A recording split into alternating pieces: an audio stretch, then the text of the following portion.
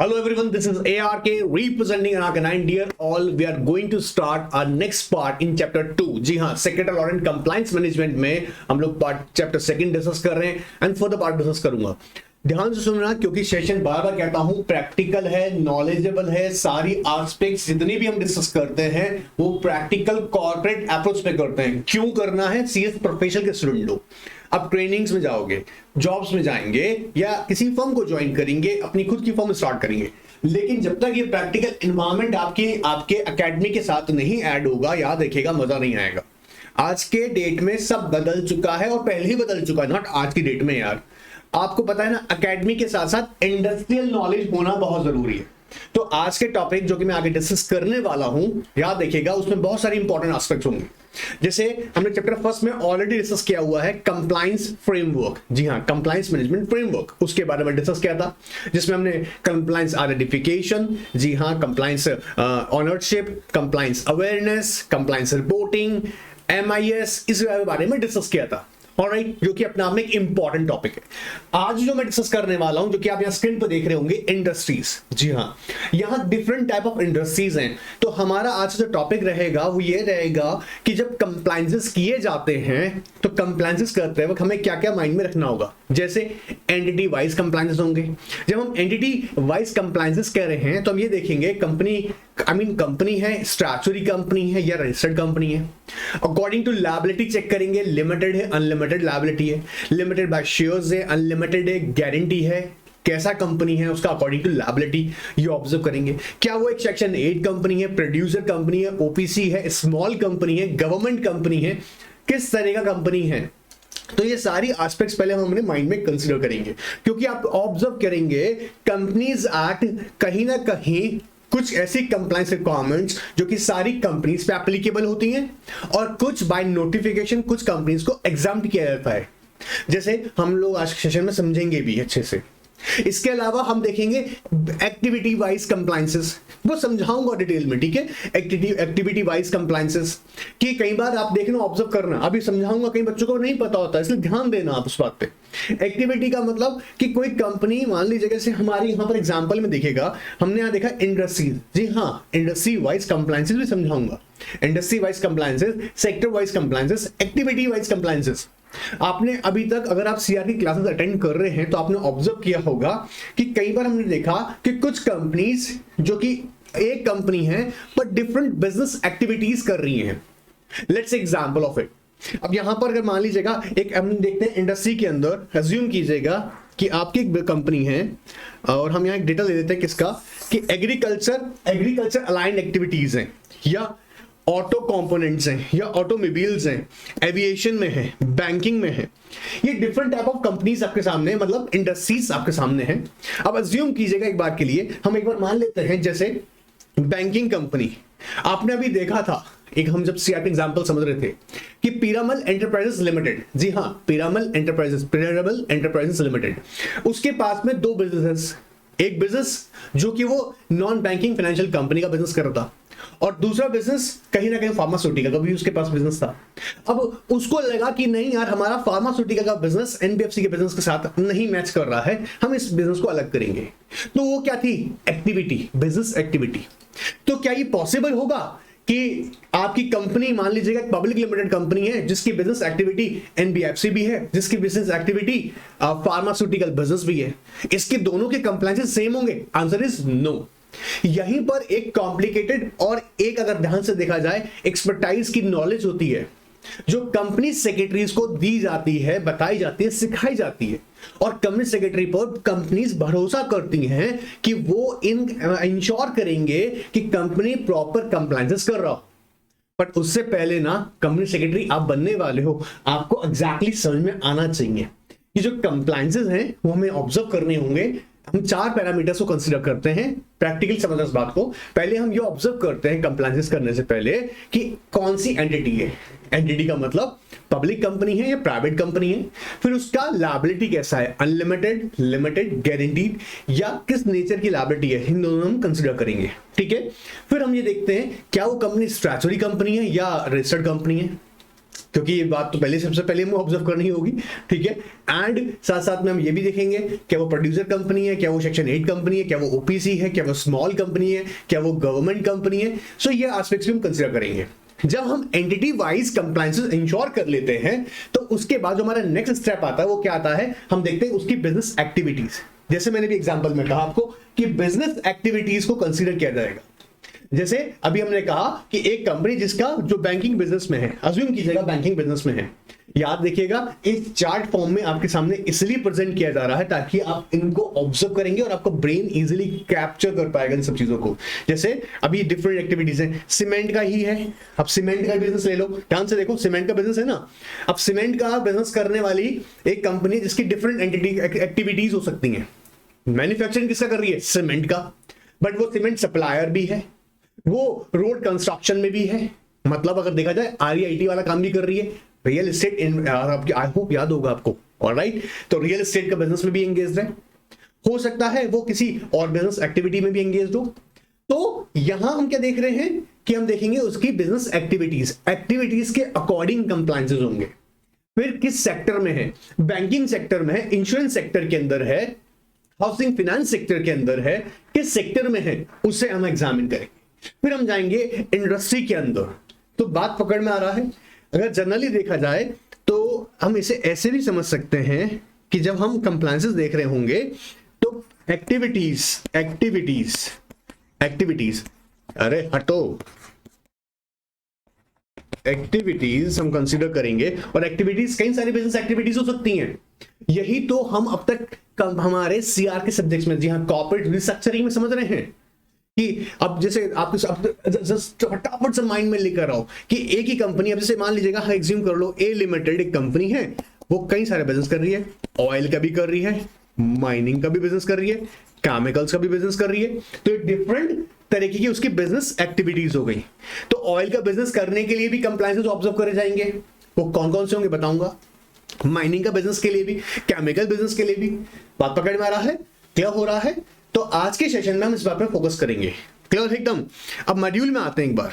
अब मेरे बच्चों को मैं पहले ही बता दूं, जो अब भी इस क्लास को देख रहा है उससे पहले वाले सेशंस ने देखे हैं, चैप्टर फर्स्ट पहले जरूर ऑब्जर्व कर लेना, ये मैंने डिटेल में ऑलरेडी बताया हुआ है, ठीक है। Establishment of compliance framework, this is very very important topic, exam में आ सकता है। और मैंने इसमें यह भी बताया था आपको कि कहीं ना कहीं ये जो प्रोसेस ऑफ कंप्लायंस, या ऑफ कोर्स ये जो रिपोर्टिंग प्रोसेस है, कॉर्पोरेट कंप्लायंस रिपोर्टिंग, इसको मार्क कर लीजिएगा CCR, ये एग्जाम के लिए इंपॉर्टेंट टॉपिक है।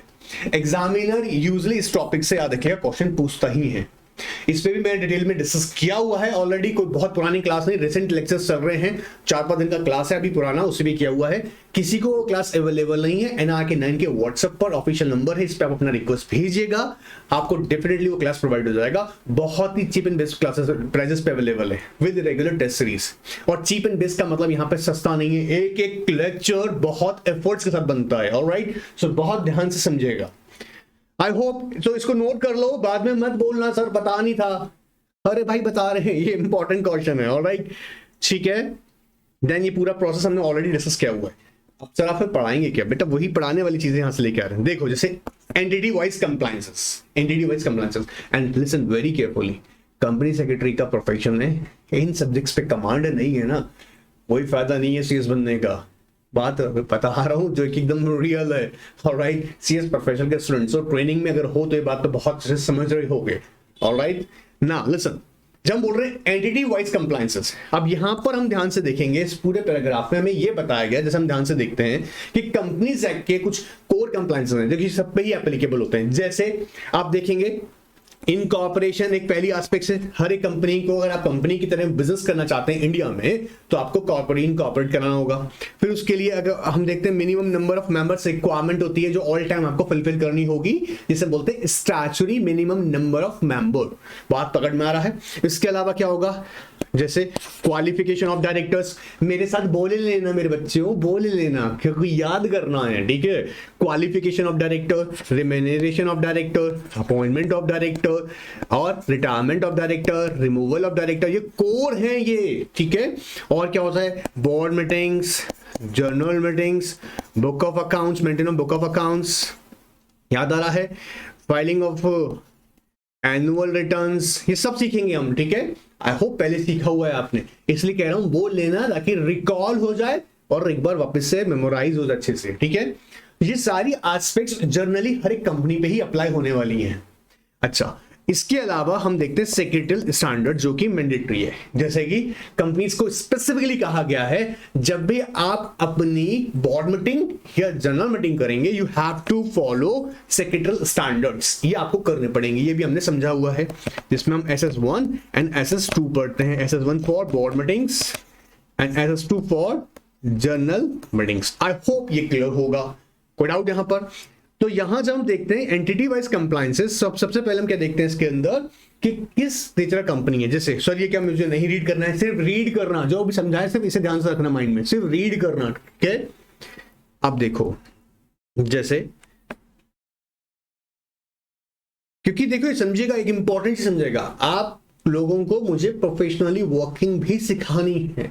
सब्जेक्ट में एकेडमिक समझाना है ताकि आप एग्जाम में अटेम्प्ट अच्छे से करके आए। दूसरा इंपॉर्टेंट चीज क्या है, आपको पता होना चाहिए उसकी एग्जीक्यूशन कैसे हो रही है, ठीक है।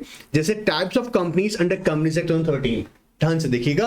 आई होप मेड्यूल साथ में रखा होगा, मेड्यूल नहीं रखा है वीडियो मत देखो, कोई प्रॉब्लम नहीं है, क्लासेस मत देखो, क्योंकि मेड्यूल से पढ़ोगे बाद में तुम्हें बहुत फायदा मिलेगा, तुम्हारा स्कोर बहुत अच्छा होगा।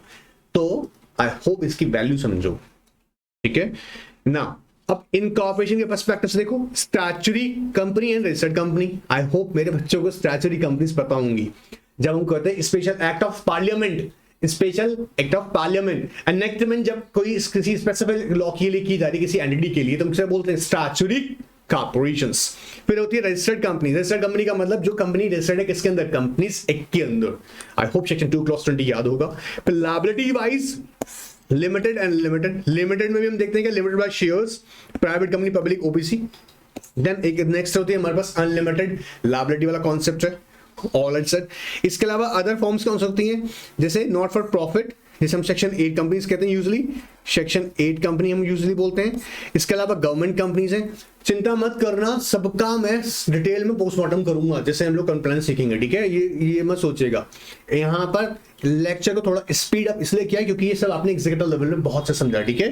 देन फॉरेन कंपनीज हैं, associate companies, holding and subsidiaries, investment company, producer and Nidhi companies. घबराने का कोई जरूरत नहीं, सबके कंप्लायंसेस में आगे सिखाने वाला हूं, ऑलराइट। इसके अलावा कैसा आएगा, एक्टिविटी वाइज कंपनी। जैसे अभी मैंने आपको समझाया था कि एक कंपनी मैन्युफैक्चरिंग में है, वो ऑयल का भी काम करती है, वो केमिकल्स का भी काम करती है, मिनरल्स का भी काम करती है। तो ये क्या है, एक्टिविटीज, याद रहेगा।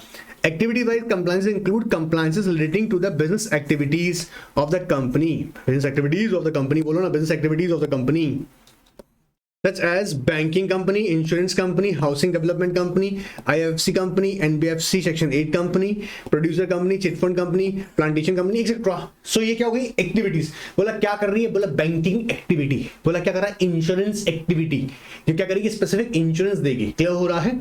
अच्छा, अब यहां पर जब बोल रहे हैं एक्टिविटीज, एक नेक्स्ट स्टेप हम जब सीखेंगे, एक इंपॉर्टेंट चीज समझना, जब हम एक्टिविटीज के अकॉर्डिंग देख रहे हैं तो हमने अच्छे से समझा हुआ है किसी भी कंपनी को अगर बैंकिंग बिजनेस करना है, इट इज मैंडेटरी कि वो बैंकिंग रेगुलेशन एक्ट 1949 को प्लस आरबीआई के सर्कुलर्स हैं, गाइडलाइंस हैं, नोटिफिकेशंस हैं, उसको फॉलो करना पड़ेगा। प्लस उसे कंपनीज एक्ट को भी फॉलो करना पड़ेगा। अगर वो बैंकिंग कंपनी लिस्टेड होगा तो ऑफकोर्स सेबी के LODR को भी फॉलो करना होगा। अब देखो लॉजिकल है, जब तुम कंप्लायंसेस कर रहे होगे तो तुम ऑब्जर्व करना तुम्हारे क्लाइंट की, तुम्हारा जो क्लाइंट है उसको देखना कि वो किस तरीके का बिजनेस कर रहा है। उसके पहले एक्टिविटी ऑब्जर्व करना, बिजनेस एक्टिविटी क्या है। आपने बोला सर वो बैंकिंग में, ऑलराइट, तो बैंकिंग रेगुलेशन एक्ट जो रिक्वायरमेंट्स हैं वो हमें कंसीडर करनी होंगी। प्लस क्योंकि कंपनी से कंपनी है तो कंपनी से को भी फॉलो करना है। लिस्टेड से भी LODR, बात पकड़ में आ रहा है। अब भी अगर अच्छे समझोगे ना तब आगे चल के ऑडिट करना ईजी रहेगा। देखो, these companies are governed under Companies Act as well as the laws, rules, regulations under which they have been registered. Companies Act 2013 provides a specific provision exemptions to the companies. However, additional compliance requirement may be required for these companies to avail the exemptions. Alright, कर देंगे। फिर आता है sector wise. Sector कैसे से अभी हमने देखा हमारे एग्जाम्पल में, यहाँ पर हम क्या देख रहे थे, अलग अलग सेक्टर्स हैं, अलग अलग सेक्टर्स हैं। अब इन सेक्टर के अकॉर्डिंग आपकी एक्टिविटीज हो सकती हैं, बिजनेस एक्टिविटीज डिफरेंट हो सकती हैं, ठीक है। एग्रीकल्चर है, manufacturing, construction, power, electricity, gas. अब ये सर मैं कुछ नहीं करना है, इसका अगर चाहो तो स्क्रीनशॉट ले लो। पिक्चर्स है ना, पिक्चर्स इसलिए याद रहेगा, नहीं समझे पिक्चर्स का मतलब क्या है। यहाँ जो मैं बता रहा हूँ, ये जो पिक्चर्स देख रहे हो ना, ये जो पिक्चर्स बनी हुई है, केमिकल्स के ऊपर पिक्चर्स बनी हुई है, कंज्यूमर ड्यूरेबल्स पे बनी हुई है, डिफेंस मैन्युफैक्चरिंग बनी है, इन पिक्चर्स के वजह से आपके ब्रेन में ना इजीली याद रहेगा आपको। तो 8-10 तो याद रहने चाहिए ना सेक्टर्स, एग्जाम में बोलेगा कि हाँ भाई बच्चे को पता है। ऑलराइट, चलिएगा, mining and qualifying, business services, real estate. अच्छा, एक चीज और इंपॉर्टेंट कह दूं, किसी बच्चे को लगता है कि सर मुझे ना ये बिजनेस में से, इस सेक्टर में से मुझे किसी सेक्टर का मतलब समझ में नहीं आ रहा है, बिल्कुल बिना किसी शर्म के NRK9 के व्हाट्सएप पे क्वेरी डाल देना, आपको मैं आंसर करूंगा। चाहे वो आपको यही ना पता हो कि ट्रेडिंग बिजनेस क्या होता है, आपको ये ना पता हो कम्युनिटी बिजनेस क्या होता है, पर्सनल एंड सोशल सर्विसेज क्या होती है, आपको नहीं पता है, कोई नहीं, feel free to ask any query, I will help you, alright. घबराना नहीं है, मैं बताऊंगा। क्यों बताऊंगा? क्योंकि मेरा ड्यूटी बनता है आपको समझाना, अच्छे से सिखाना, ठीक है। यहां इसलिए नहीं बोल रहा हूं, उसका रीजन है, आई एम एक्सपेक्टिंग कि बहुत उनको पता होता, तो हम आगे चल सकते हैं, ठीक है। ऐसी बेटा इंडस्ट्री वाइज कंप्लायंस है। अब देखो इंडस्ट्री वाइज कंप्लायंस से हम बात कर रहे होते हैं। अब देखो तुम ध्यान से देखना, एग्रीकल्चर, फॉरेस्ट्री एंड फिशिंग। अब इसमें क्या क्या एक्टिविटीज आ गई देखो, production of crops, animal husbandry, forestry, logging, fishing, aquaculture, support activities to the agriculture. तो ये किस में चली गई? Agriculture, forestry and fishing, alright.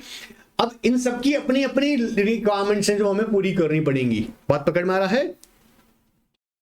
जैसे ही इलेक्ट्रिसिटी के अंदर है, अच्छा जैसे देखो मैन्युफैक्चरिंग में, मैन्युफैक्चरिंग अपने आप में ब्रॉड है, जैसे food, beverages, tobacco products, textile, leather, other apple products, wood and wood products, furniture, paper products, printing, reproduction of recorded media। मतलब सर इतना कुछ है जी। हाँ, ये मैन्युफैक्चरिंग में आ रहा है। अभी सब के सब जो है ना, अलग अलग सबके सब ये मैन्युफैक्चरिंग के अंदर आने वाली एक्टिविटीज है, बिजनेस एक्टिविटीज। जैसे कहा जाए कि एक कंपनी है, क्या कर रही है? फूड मैन्युफैक्चरिंग कर रही है, ठीक है, पेपर मैन्युफैक्चरिंग कर रही है। तो ये क्या हो गई? Specific activities. I hope clear हो रहा होगा। अब पेपर, या आप जैसा सपोज करो पेपर है, पेपर तो मैन्युफैक्चरिंग करो, और इंडिया के अंदर बहुत बड़ा बिजनेस है पेपर, है ना। सो अब ये क्या, इसके अपने लॉज हैं, कंप्लायंसेस के रिक्वायरमेंट्स पूरी करनी होंगी, ये सब हम समझेंगे, सीखेंगे, ठीक है।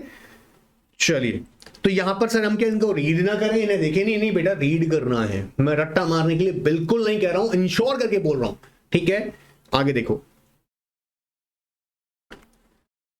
अब देखो हमें जो सीखना है ना, जो हमारे एग्जाम के लिए क्वेश्चन भी है और हमें आना भी चाहिए, हमारे प्रैक्टिकल रिक्वायरमेंट्स को पूरा करेगा। कहता है state and local laws compliances. Of course अब ये जानते होंगे, देखिए हमारे कल्याण में ना कॉर्पोरेट जो हमारा स्ट्रक्चर है, क्या कह रहे हैं? कॉर्पोरेट जो हमारा स्ट्रक्चर है, कॉर्पोरेट जो स्ट्रक्चर है हमारा कुछ इस तरीके का है कि हमारे यहाँ रजिस्टर्ड ऑफिस होते हैं, आपने देखा होगा रजिस्टर्ड ऑफिस होते हैं, हमारे यहाँ रीजनल ऑफिसेज होते हैं, हमारे यहाँ ब्रांच ऑफिसेज होते हैं, ठीक है। तो क्या ये registered, regional, branch offices, state wise offices क्या किसी एक पर्टिकुलर लोकेशन पे? जरूरी नहीं है, अलग अलग स्टेट में होते हैं। उनके अकॉर्डिंग भी, जैसे जहां पर रजिस्टर्ड ऑफिस स्टैब्लिश होगा, ऑफ कोर्स वहां के स्टेट लॉज भी आपको फॉलो करने पड़ेंगे। आपका कोई ब्रांच ऑफिस किसी और स्टेट में है, तो of course branch office establish के लिए तो स्टेट के भी तो लॉज फॉलो करने पड़ेंगे। आपका ब्रांच ऑफिस इंटरनेशनल मार्केट में, मतलब हो सकता है आउट ऑफ इंडिया स्टैब्लिश है, तो इंटरनेशनल लॉज भी एप्लीकेबल है, उन्हें भी फॉलो करना पड़ेगा। आपको समझ में आ रहा है? तो स्टेट एंड लोकल लॉज जो होंगे हमारे, उन्हें भी हम फॉलो करेंगे। इसमें जनरली कौन से होंगे? स्टेट लॉज हो गए, सेंट्रल लॉज हो गए, इंटरनेशनल लॉज हो गए। आई होप क्लियर होगी बात भी। अब जो हमारे को सीखना है ना, ध्यान से देखो, यहां पर आओ, compliances requirement under compliance 13। Examiner कहीं ना कोई यहां पर क्वेश्चन पूछ लेता है आपसे, हो सकता है वो प्राइवेट कंपनी के रिलेटेड कंप्लायंसेस पूछ सकते हैं आपसे, वो ओपीसी रिलेटेड से पूछ सकते हैं, स्मॉल कंपनी से रिलेटेड पूछ सकते हैं, पब्लिक से पूछ सकते हैं, गवर्नमेंट से पूछ सकते हैं, प्रोड्यूसर कंपनी से पूछ सकते हैं। मतलब इतने सारे कंप्लायंसेस सीखने हैं जी। इसी बात की तो कंपनी सेक्रेटरी की कोर कॉम्पिटेंस है यहां पर, ऑलराइट। तो चिंता मत करो, सब पढ़ा हुआ है तुम्हारा, फटाफट से क्विक रिवीजन करवा रहा हूं। जैसे disclosure of interest by director, आप जानते हो हर एक डायरेक्टर को MVP1 अपना फाइल करना पड़ता है, जिसमें वो डिस्क्लोज करता है कि अगर वो किसी दूसरी कंपनी में डायरेक्टर है या किसी दूसरी कंपनी में उसने शेयर होल्डर है और शेयर होल्डिंग कर रखी है, तो उसको आपको याद होगा MVP1 फाइल करना पड़ता है। उसकी जो फर्स्ट बोर्ड मीटिंग होती है, जैसे आज मिस्टर ए को अपॉइंट किया है और आज ये अब क्या करने जा रहे हैं, अपनी फर्स्ट बोर्ड मीटिंग अटेंड करने जा रहे हैं। So before that he has to file MVP1। MVP1 क्या एक फॉर्म है जिसके अंदर आपको डिटेल आपको मेंशन करना होता है। ये एक ऑलरेडी इसका सेट फॉर्मेट होता है। बात पकड़ में आ रहा है? तो उसको आपको डायरेक्टर को क्या करना होगा, फाइल करना पड़ेगा MBP 1 disclose of interest. Sir हमें खूब अच्छे से पता, हमने खूब रटा हुआ है, पहले पढ़ा हुआ है, अच्छी बात है बेटा, रिवीजन ले लो। और अभी गारंटी लेके बोल सकता हूँ बहुत चीजें ऐसी होंगी जो बच्चों के माइंड से निकल जाऊंगी, तो रिवाइज कर लो अच्छे से। ऑलराइट, सो एक तो तरीका यह है कि आप फर्स्ट बोर्ड मीटिंग में करेंगे जो आप अटेंड करने जा रहे हैं। फर्स्ट बोर्ड मीटिंग कंपनी का फर्स्ट बोर्ड मीटिंग नहीं, आपका फर्स्ट बोर्ड मीटिंग है। क्लियर हो रहा है? ऑलराइट सर, इसके अलावा अच्छा, इसके अलावा कभी एवरी फाइनेंशियल आपको एवरी ईयर करना है। अब यहाँ पे जो वर्ड यूज करेगा एवरी, याद रखिएगा एवरी फाइनेंशियल ईयर भी करना पड़ता है। एवरी फाइनेंशियल ईयर का मतलब है कि जो भी कभी चेंजेस आ गए, जैसे एक दूसरी कंपनी के अंदर एक डायरेक्टर ने शेयर ले रखे थे, उस शेयर को अपने शेयर होल्डिंग है तो इंक्रीज हुई है, डिक्रीज हुई है। अब कोई भी चेंज हुआ या आपने किसी डायरेक्टरशिप किसी कंपनी की आप छोड़ चुके हैं, वहां से आपने रिटायर्ड हो गए हैं या आपने रिजाइन कर दिया है, तब भी चेंज आ गया इंटरेस्ट में, देन अगेन आपको इंटीमेट करना पड़ेगा। कब? जब भी कोई चेंज आएगा तो every financial year eight the first board meeting, every financial year आपको सबसे पहले करना ही। तो इसके अलावा कब करेंगे? जब भी कोई चेंज आएगा उससे पहले आप इंटीमेट करेंगे। MBP 1 फॉर्म याद रखिएगा। MBP 1 के अंदर every director shall at first meeting of the board in which he participates as a director and thereafter at the first meeting every financial year or whenever there is a change in the disclosure already made by at the first board meeting after the such changes and disclose his concern or interest in the entity in which he includes shareholding। ये language में आ देखिएगा, बोल रहा है share holding भी include कर रहा है। सिर्फ इंटरेस्ट का मतलब यहाँ पर चाहे सर इंटरेस्ट कैसा हो सकता है, एक और ध्यान समझना, इवन उसका अगर रिलेटिव भी एंगेज है दूसरी कंपनी के अंदर डिस्क्लोजर देना पड़ेगा, लेकिन रिलेटिव की डेफिनेशन भी हम कंपनी से ट्रैक करेंगे। ऑलराइट, चलिए नेक्स्ट देखते हैं एक बार के लिए। अच्छा, अभी आगे का बात तो बताते हैं। अब कहते हैं सर ये कब तक प्रिजर्व करेंगे डिस्क्लोजर? जो MBP 1 डॉक्यूमेंट दिया जा रहा है, MBP 1 disclosure of interest by the director, इसको 8 ईयर तक कंपनी प्रिजर्व करेगा। ये छोटे छोटे बातें याद रखना है। Sir notice shall be kept at the register office and be preserve for 8 years from the end of the financial year to which it relates and shall be kept in custody of the company secretary of the company, और जो भी जिसको board ने authorise किया होगा कोई भी person. तो सर इसके कैसे याद रखूंगा? कुछ भी नहीं सोचना है, अब यहाँ पर माइंड में रखो disclose of interest by the board director. MBP 1 form fill up करेंगे। ऑफ कोर्स जिसका भी मेरा कोई भी इंटरेस्ट है, चाहे मेरा किसी कंपनी के अंदर शेयर होल्डिंग है, मैं किसी और कंपनी में डायरेक्टर हूँ, या किसी और कंपनी के अंदर मैं हैज अ पार्टिसिपेट किसी फॉर्म में मैंने पार्टिसिपेट कर रहा हूँ, तब भी इंटरेस्ट जहां मेरा अटैच हो रहा है। So at the first board meeting, जब मेरी फर्स्ट बोर्ड मीटिंग है तब मैं उसमें आपको इंटीमेट करूंगा MBP 1 के अंदर। इसके अलावा जब भी कोई चेंज आएगा तब भी करना है। और एवरी फाइनेंशियल ईयर फर्स्ट, जब भी हमारा first board every financial year first board meeting आया, इंटीमेट कीजिएगा। क्या हो रहा है? इसे कंपनी कब तक प्रिजर्व करेगा? 8 years तक प्रिजर्व करेगा। ठीक है, एंड किसकी कस्टडी में रहेगा? ये कंपनी सेक्रेटरी की। कहां पर प्रिजर्व किए जा रहे हैं, कहां मेंटेन होंगे? ये रजिस्टर्ड ऑफिस के। क्लियर हो रहा है? आई होप याद हो गया है। इसके बाद आता है DIR 8। अब DIR 8 आपको पता है ना कि default made by the company, मतलब डायरेक्टर डिस्क्वालीफाइड हुआ है due to the default made by the company. तो जब भी कोई डायरेक्टर डिस्क्वालीफाइड हो जाता है, आई होप सेक्शन 164 सेक्शन 2 आपको याद होगा, जिसमें हम DIR 8 फाइल करते हैं। हम का मतलब डायरेक्टर फाइल करेगा जो डिस्क्वालीफाइड हो गया है, क्योंकि कंपनी ने या तो अपना फाइनेंशियल रिटर्न और स्टेटमेंट कंटिन्यूअस से फाइल नहीं किया है, या वो पब्लिक ऑफ कोर्स डिपॉजिट्स उसने एक्सेप्ट किए होते, है ना, डिपॉजिट एक्सेप्ट किए थे, रिडीम नहीं किए डिबेंचर्स। तो ऐसे केसेस में भी अगर वो कंटिन्यूअस 2 years तक डिफॉल्ट करती है, तब भी कंपनी को याद देखिएगा उन डायरेक्टर्स को हम क्या बोलते हैं? डिस्क्वालीफाइड। अब ध्यान से सुनना सर, इतना स्पीड से क्यों कह रहे हैं? इसलिए स्पीड से पढ़ा रहा हूं क्योंकि ये सबने अच्छे से समझा हुआ है और मैंने अभी लेटेस्ट गवर्नेंस के लेक्चर्स में सारी बातें डिस्कस की हुई हैं। फिर भी आइए, कोई डाउट होगा तो रखेंगे डिस्कस। DIR 8 फाइल होगा। No person who is or has been a director of a company which has not filed financial statement or annual return for any continuous period of 3 years, and अब देखो यहाँ पे और आ रहा है, ध्यान सुनना, और है यहाँ पर, और दोनों एक साथ मत पढ़ देना। has failed to repay the deposits accepted by it or pay the interest on or redeem any debentures। अब इसके ऊपर फोकस करना, डिपॉजिट्स डिबेंचर्स इस पे फोकस करना, प्लस इंटरेस्ट दे ऑन और dividend declared once dividend is declared becomes a debt. याद होगा, once dividend declared becomes a debt. Alright, so dividend declared and such failure to pay or redeem the continuous for 1 year or more, 1 year or more, 1 year or more, क्या deposits debentures या declare dividend plus debentures और deposits पे interest भी। अगर 1 साल से ज्यादा हो गया और आपने क्या कर दिया, उसमें डिफॉल्ट कर दिया, उसको रिडीम करने में, उसके इंटरेस्ट पेमेंट के अंदर, तो याद रखिएगा उधर भी डिफॉल्ट माना जाएगा। और वो डिफॉल्ट का इंपैक्ट किस पे जाएगा, डायरेक्टर्स पे। They will treated as disqualified from the post of the board of director and they has to intimate to the company and other companies, actually other companies इनमें वो डायरेक्टर्स हैं, in form number DIR 8 बताना पड़ेगा। अब 5 साल तक घर बैठो छुट्टी रख गई। Shall be eligible to be reappointed as a director of that company or appointed in other company for a period of 5 years from the date of which he said companies fails to do so. Said eligible नहीं है, यहाँ पर language में confusion है, eligible नहीं है, ये वो एलिजिबल नहीं है, नो पर्सन मतलब shall not be eligible. All right. Every director shall inform to the company concerned about his disqualification under subsection 2, section 164. If any director he is appointed or reappointed, appointed or reappointed, कि हम जी disqualified हो गए हैं section 164 section 2 की वजह से। नलायकी किसकी थी, कंपनी की नलायकी थी, झेलनी हमें पड़ेगी।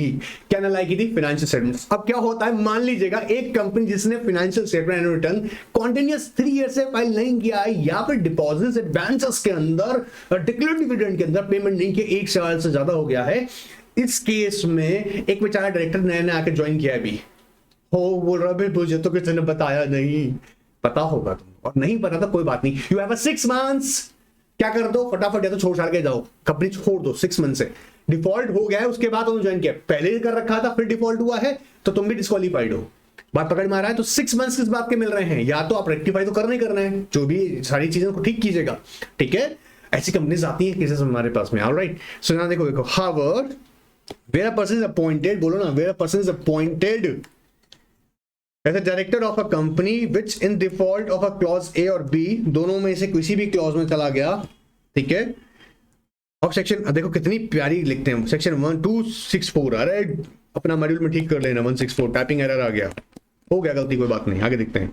He shall not incur the disqualification for a period of 6 months from the date of his appointment. बात पकड़ में आ रहा है, 6 महीने तक उस पर कोई इशू नहीं है, 6 महीने तक का। 6 महीने में क्या करना है उसको, या तो आप रिजाइन कीजिएगा या फिर आप उसको रेक्टिफाई करें, जो डिस्क्वालीफाई यहाँ पे जो एरर्स हैं, फेलियर्स हैं कंपनी की, ठीक है।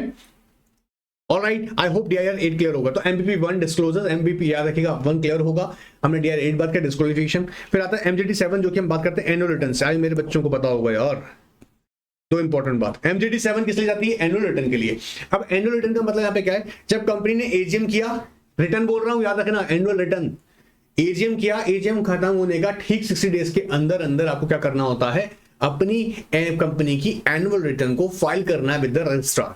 देखो, every company shall file its annual return within 60 days of holding AGM और where no AGM is held in any year within 60 days from the date on which AGM should have been held. मतलब क्या है इसका, अब आपको बोला गया सितंबर 30 सितंबर तक आपको अपना AGM करना था, ठीक है जी, आपने कर लिया, वेरी गुड। या तो 2 बातें इंपॉर्टेंट, सितंबर तो लास्ट डेट था, अगर आपने सितंबर कर लिया देन अक्टूबर एंड नवंबर एंड तक आपको फाइल कर देनी है अपनी एनुअल रिटर्न। ये क्या कह रहे हैं, या तो आपने सितंबर से पहले कभी भी आपने कर लिया AGM, उसका 60 डेज के अंदर कर लीजिएगा, AGM कंप्लीट हो गया, अब एनुअल रिटर्न अपना फाइल कीजिएगा।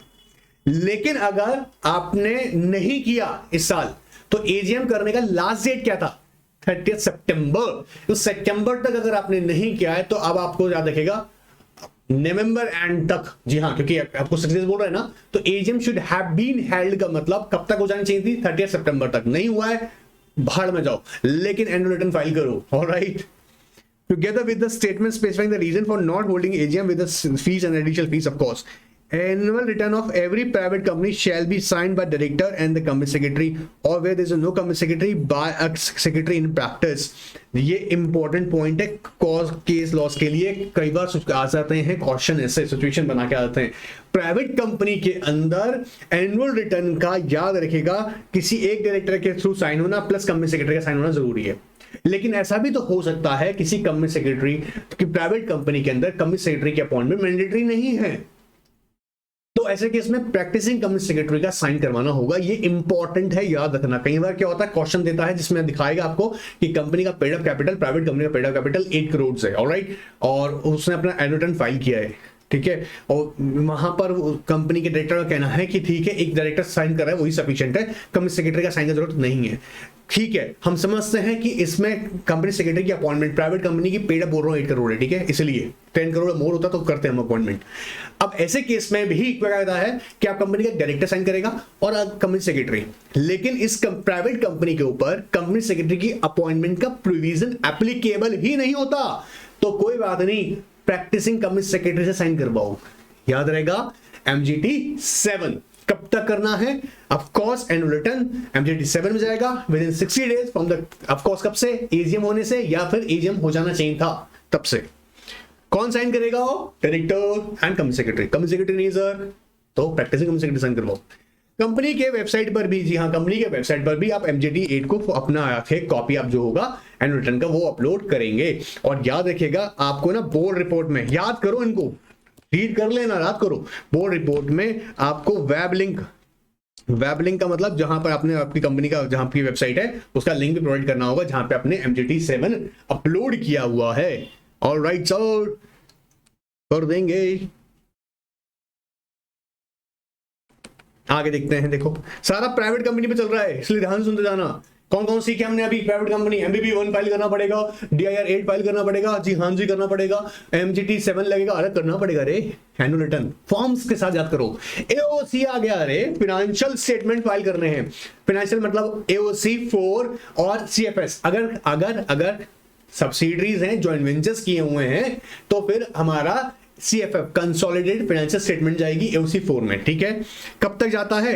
30 डेज में। एनुअल रिटर्न 60 डेज में। कितना सिंपल सा है, फटाफट याद कर लो। और ये सेम वही ऑस्पेक्ट्स हैं। 30 डेज का मतलब कहां से 30 डेज काउंट करेंगे? AGM हो गया मतलब AGM हो गया मतलब AGM में ड्यूली अडॉप्ट हो गया हो। AGM तो हुआ पर अडॉप्ट नहीं किया, याद रखिएगा, AGM नहीं हुआ पर अडॉप्ट नहीं किया, तो हम क्या करेंगे? जब AGM में अडॉप्ट कर लिया गया होगा तब से 30 डेज के अंदर financial statement under AOC 4A या as the case may be AOC 4 CFS, अगर कोई कंसोलिडेटेड फाइनेंशियल स्टेटमेंट्स हैं, जॉइंट वेंचर्स बनाए हुए हैं, सब्सिडीज बनाए हैं, तो आपको AOC CFS फाइल करना है। कितने डेज में? 30 डेज में। देखो हाईलाइटेड पॉइंट्स पे ध्यान दो ना यार, प्लीज हाईलाइटेड ध्यान पे दो बेटा, ताकि तुमको पॉइंट टू पॉइंट सब चीजें समझ में आए। Along with all documents required to be or attached to the such financial statement duly adopted at the AGM, duly adopted at the AGM, ठीक है, of the company shall file with the registrar in 30 days of the date of the AGM in such manner with such fees। देखो कितने दिन में बोला? 30 days में। कब से? AGM में। फिर कहता है in case financial statements are not adopted, अगर financial statements क्या हुए? अडॉप्ट ही नहीं हुए हैं, ठीक है, AGM, adjourned AGM, such unadopted financial statement along with the requirements, of course required documents shall be filed with the ROC in 30 days from the date on which with the registrar and AGM shall take the records। अब क्या करेगा? सुनो ध्यान से, AGM हुआ, duly adopted नहीं हुआ, AGM तो हुआ, अडॉप्ट नहीं किया गया, तो क्या करना है आपको सबमिट तो कर देना है अपने फाइनेंशियल स्टेटमेंट्स। रजिस्ट्रार उनको प्रोविजनल बेसिस के ऊपर एक्सेप्ट कर लेगा, और जैसे ही यहां पर याद रखिएगा ड्यूली अडॉप्ट हो जाएंगे, आपको वापस से फाइल करने हैं अपने फाइनेंशियल स्टेटमेंट्स, याद रहेगा, तो प्रोविजनल बेसिस पे रख लेगा अगर अडॉप्ट नहीं हुए। अब सपोज सिचुएशन देखो, यहां पर सेकंड आती है, कहता है if AGM is not held for any year, financial statement along with the documents required to be attached in section 137 section 1 duly signed along with the statement of the facts and reason for not holding the annual general meeting shall be filed with the 30 days of the last date on which the AGM should have been held in such manner। मतलब last date सितंबर, जैसे मैंने कहा सितंबर 30 सितंबर, आपको जब तक आपके adopt नहीं हुए हैं तो उसके बाद आपको 30 डेज के अंदर तो आपको फाइल करना ही है, and you have to give the reason for not holding the AGM। बात पकड़ में आ रहा है? तो फॉर्म मेरे बच्चों को AOC 4 भी याद होगा। फिर आगे देखते हैं MGT 8, कुछ याद आ रहा है? Certification of return company secretary के पास जाना पड़ेगा, प्रैक्टिसिंग। देखो annual return filed by the listed entity और a company having a paid up share capital, company having मतलब प्राइवेट कंपनी के लिए भी बोल रहा है, और rupees paid up share capital 10 crore, paid up share capital 10 crore और टर्नओवर कितना? 50 करोड़ और more, shall certify the company secretary in practice, क्या एनुअल रिटर्न को फाइल करा सर्टिफाइड करवा लेके आओ। अभी पीछे ऊपर बताया था ना कौन सा फॉर्म, जब MGT 7 फाइल करते हैं, MGT 7 फाइल करते हैं तो सर्टिफाइड करवाना पड़ता है। क्लियर हो रहा है? अब ये क्राइटेरिया याद रखना, लिस्टेड कंपनी अफकोर्स कराना पड़ेगा। सर मेरी प्राइवेट कंपनी है, मेरे कंपनी का paid up share capital 10 crore है, जाइए करवाई सर्टिफाइड। बात पकड़ में आ रहा है? डायरेक्टर तो करेगा, प्रैक्टिसिंग कंपनी सेक्रेटरी से भी करवाना है, ठीक है। सर प्रैक्टिसिंग कंपनी सेक्रेटरी आपने कहा यहां पर ना, ध्यान सुनना। अब सर एक कंपनी, प्राइवेट कंपनी जिसकी पेड अप शेयर कैपिटल ना 11 करोड़ है, 10 ही मान लो, चाहे 11 है, ठीक है, 11 करोड़ है, तो उसका डायरेक्टर प्लस कंपनी का सीएस दोनों साइन करेंगे एनुअल रिटर्न MGT 7 को, ठीक है, प्लस पीसीएस से भी कराना पड़ेगा सर्टिफिकेशन। आंसर इज यस, याद रहेगा। चलिए board report section 134, board report याद रखेगा। बोर्ड रिपोर्ट की जब बात करते हैं सेक्शन 134 मेरे बच्चों तो कोई याद होगा। अच्छा बोर्ड रिपोर्ट आपको पता है ना, थ्रू द ईयर जो भी वर्किंग्स रहेंगे बोर्ड डायरेक्टर्स की, वो सब का सब हमको काम मेंशन करना पड़ता है बोर्ड रिपोर्ट के अंदर, और इसको भी सर्टिफाइड करना पड़ेगा। कौन करेगा? या तो चेयरमैन साइन करे, देखो signed by the chairperson authorise by the board. क्या चेयरपर्सन उठ के कर देगा? नहीं जी, chairperson must be authorised by the board. First of all ये हम ऑब्जर्व करेंगे कि चेयरपर्सन, अब सर ये देखना पड़ेगा ना कि क्या बोर्ड ऑफ डायरेक्टर्स ने चेयरपर्सन को ऑथराइज किया हुआ है? बोला हाँ जी, तो बोर्ड रिपोर्ट कौन साइन करेगा? चेयरपर्सन। सर लेकिन चेयरपर्सन नहीं है तो at least 2 director, by the 2 directors one of whom must be MD। देखो बाय एटलीस्ट 2 डायरेक्टर्स, ध्यान से देखना, one of whom shall be a managing director and CEO and CFO and the company secretary of the company where they are so appointed, or in case of OPC company only by one director for submission to the auditor what is their own dance सुनना। Board report जो है ना, board report की हम बात कर रहे हैं, सुना, बोर्ड रिपोर्ट की हम बात कर रहे हैं। बोर्ड रिपोर्ट को साइन करने वाला, बोर्ड रिपोर्ट को साइन करने वाला अथॉरिटी कौन है? चेयरपर्सन। अगर चेयरपर्सन बोर्ड ऑफ डायरेक्टर ने ऑथराइज किया है, और डायरेक्टर नहीं है तो बाय एटलीस्ट 2 डायरेक्टर्स, यहां पे इंपॉर्टेंट वगैरह, bye at least 2 directors one of whom shall be managing director and CEO। अब देखो यहां पे सुनना ध्यान से, मतलब इसके अलावा कौन साइन करने वाले हैं? 2 डायरेक्टर्स, उसमें एक MD होंगे, कंपनी का CEO, CFO and company secretary sign करेगा। अगर यही मैटर किसका आ जाता? OPC का आ जाता। अच्छा OPC के केस में एक अकेला डायरेक्टर साइन करेगा, वही सफिशिएंट है। बात पकड़ में आ रहा है? क्योंकि उसकी स्टैच्यूटरी मिनिमम भी एक ही डायरेक्टर है। अब बात पकड़ना ध्यान से, यहां पर एक वर्ड यूज कर रहा है, कहता है in case of OPC company only by one director for submission to the auditor for his. अब कह रहा है क्या होगा अगर कंपनी ऐसी का OPC जहां पर सिर्फ एक डायरेक्टर, और एक ही डायरेक्टर होता है, स्टैच्यूटरी मिनिमम तो एक ही है।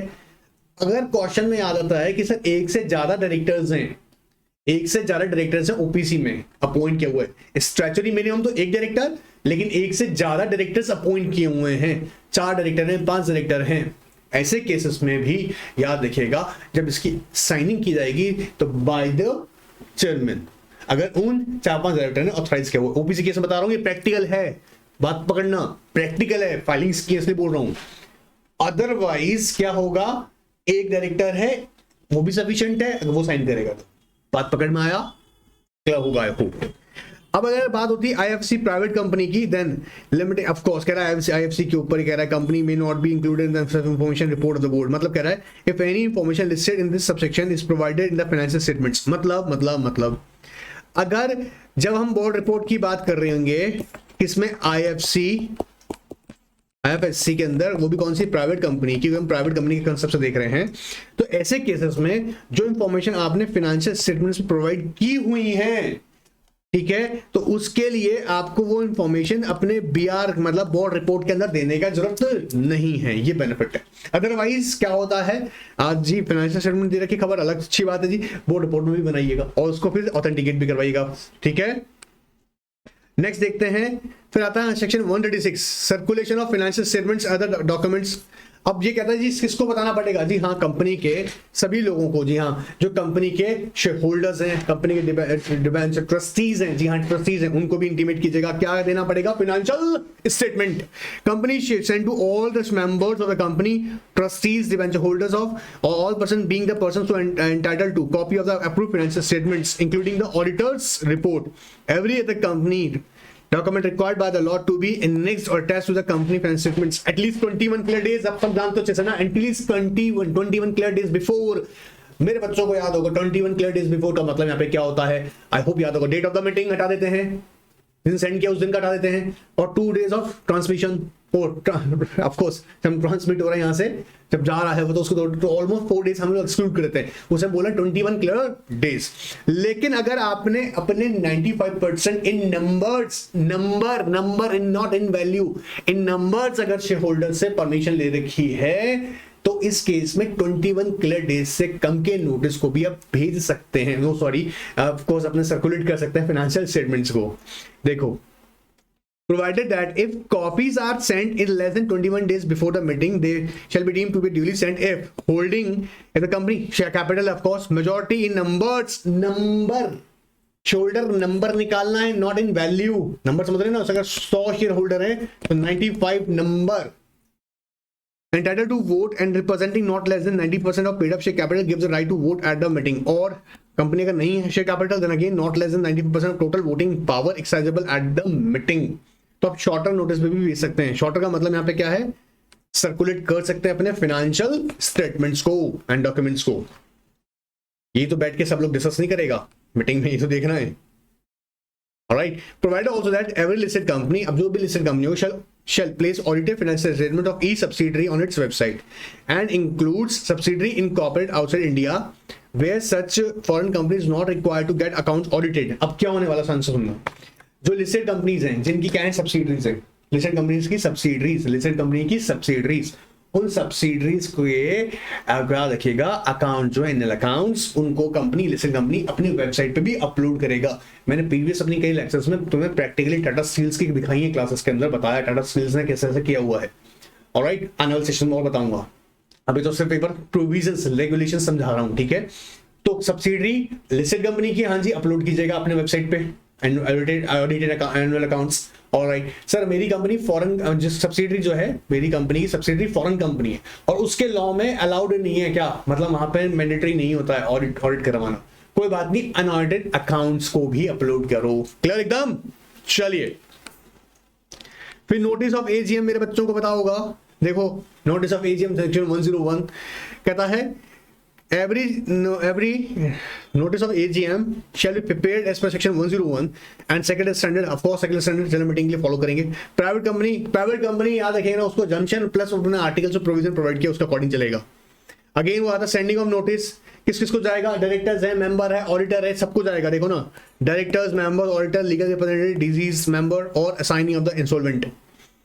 ऑलराइट, प्राइवेट कंपनी के पास अगेन ये फैसिलिटी है कि अपने आर्टिकल्स में प्रोविजन प्रोवाइड कर सकती है for this purpose. Alright, board meeting, यार ये तो बच्चों को रटा हुआ होगा, 4 board meetings in a year, minimum 4 meetings of the board meetings every year and that maximum gap between 2 meetings should not be more than, किससे ज्यादा नहीं होगा 120 days। कितना 4 board meetings, अरे रट गया होगा, अरे गवर्नेंस वालों कितनी बार पढ़ा दिया तुमको तो यार ये बात। Alright, 4 board meetings, gap between 2 board meetings should not be more than 120 days। लेकिन आईएफसी अगर प्राइवेट कंपनी, कौन कह रहे हैं, आईएफसी प्राइवेट कंपनी, क्योंकि हम प्राइवेट कंपनी की कंप्लायंसेस यहां देख रहे हैं कंपनी से के पर्सपेक्टिव से। तो आईएफसी अगर प्राइवेट कंपनी है, बोला अपना फर्स्ट बोर्ड मीटिंग 60 डेज में कर लो। क्या अपना फर्स्ट बोर्ड मीटिंग कितने दिन में कर लो, first board meeting within 60 days में हो जानी चाहिए। अब तो incorporation of the company generally 30 days में होता है ना, कंपनी की इनकॉर्पोरेशन के 30 डेज के अंदर फर्स्ट बोर्ड मीटिंग होता है। लेकिन आईएफसी प्राइवेट कंपनी है तो 60 डेज के अंदर इनकॉर्पोरेशन से अपना फर्स्ट बोर्ड मीटिंग कर लो और ईच हाफ में एक मीटिंग कर लो। ईच हाफ मतलब कैलेंडर ईयर के अंदर बात कर रहे हैं रे, ठीक है। At least 1 meeting of the board of director in each half of the calendar year. फिर नेक्स्ट आता है हमारा नोटिस ऑफ बोर्ड मीटिंग। अजी अगर आपने शॉर्ट, देखो वैसे तो 7 डेज का पीरियड रहता है, आपको याद होगा अच्छे से, कम से कम 7 दिन का नोटिस होना चाहिए, एटलीस्ट 7 क्लियर डेज का नोटिस तो भेजो। आप कहता है not less than 7 days notice in writing to every director at his address registered with the company. जी हाँ, कैसे जा सकता है, बाय पोस्ट भेज सकते हैं, इलेक्ट्रॉनिकली मतलब ईमेल्स वगैरह भी कर सकते हैं, कोई दिक्कत नहीं है। इलेक्ट्रॉनिक मींस का मतलब इलेक्ट्रॉनिक जो भी ऑथेंटिकेटेड मेथड आपको अलाउड किया गया हुआ है, ठीक है। इलेक्ट्रॉनिक मीन्स वर्ड यूज करा है, नहीं सिर्फ ईमेल ही भेज सकते हो, फैक्स भी कर सकते हो आप। इवन यू नो व्हाट, कहीं केसेस में ऑब्जर्व किया गया है, अगर कंपनी ने इस बात को एक्सेप्ट किया और ये वैलिडेटेड है प्रोसेसर, तो व्हाट्सएप के थ्रू भी आप सेंड कर रहे हैं, ठीक है।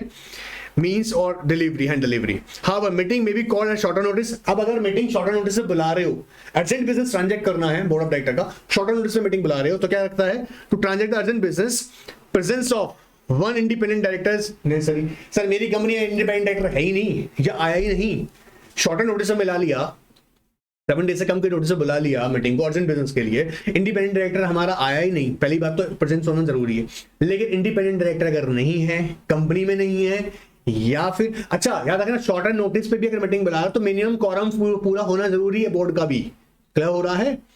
अब मीटिंग तो हो गया लेकिन इंडिपेंडेंट डायरेक्टर प्रेजेंट नहीं है, तो जो भी डिसीजन लिया गया है उसे सर्कुलेट करो।